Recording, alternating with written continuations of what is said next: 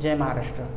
या व्हिडिओमध्ये मी तुम्हाला सांगणार आहोत की नेमकं जर आपल्याला प्लॉट विकत घ्यायचा आहे आणि कमीत कमी किती प्लॉट आपण घेतला त्यानंतर आपल्याला बांधकाम परवानगीमध्ये त्रास जाणार नाही।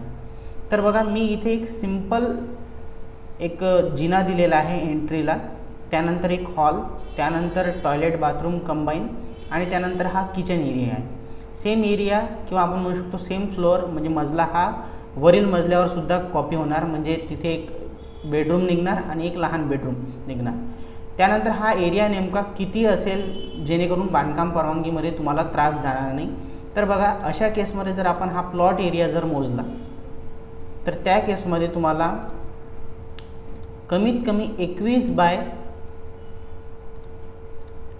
54 फूट अशा प्रकारचा जर तुम्ही प्लॉट घेतला तर आपण या प्रकारे कमीत कमी बांधकाम परवानगी यामध्ये मिळवू शकतो। I hope